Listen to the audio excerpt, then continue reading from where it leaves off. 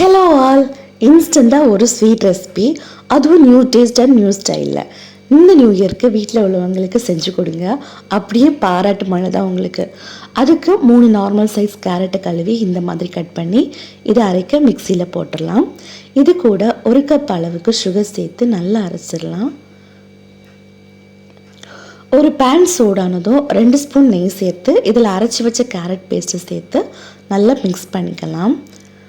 ஒரு 3 நிமிஷம் நல்லா வதக்கிட்டு 1 கப் பால் சேர்த்து மிக்ஸ் பண்ணலாம்.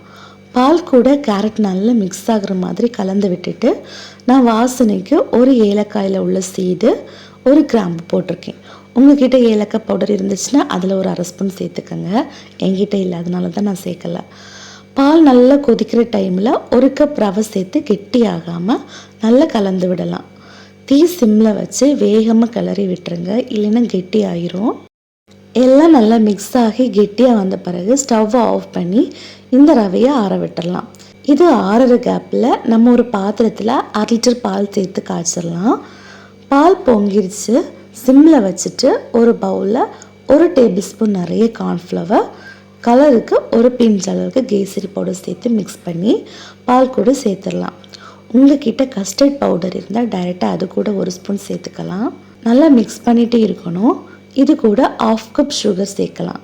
கார்ன்ஃப்ளவர் சேர்க்குறனால பாலுக்கு ஒரு நல்ல திக் கன்சிஸ்டன்சி கிடைக்கும். இனி ரவையை குட்டி குட்டி பால்ஸாக உருட்டிக்கலாம். ரொம்ப கையில் வச்சு அழுத்தினா கிராக் வந்துடும். ஸோ ரொம்ப அழுத்தாமல் சாஃப்டாக கிராக் வராத மாதிரி உருட்டிக்கோங்க.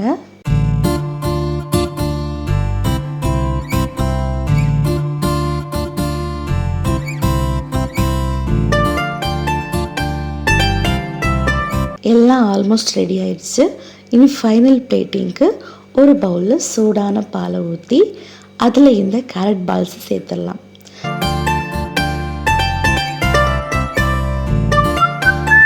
கார்னிஷுக்கு நட்ஸ் கொஞ்சம் ஆட் பண்ணிக்கலாம். நல்ல எம்மியான கேரட் பால்ஸ் ரெசிபி ரெடி.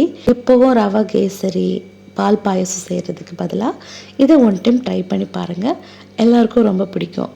இது மாதிரி வீடியோஸ்க்கு நம்ம சேனலை சப்ஸ்கிரைப் பண்ணி வச்சுக்கோங்க. Take care.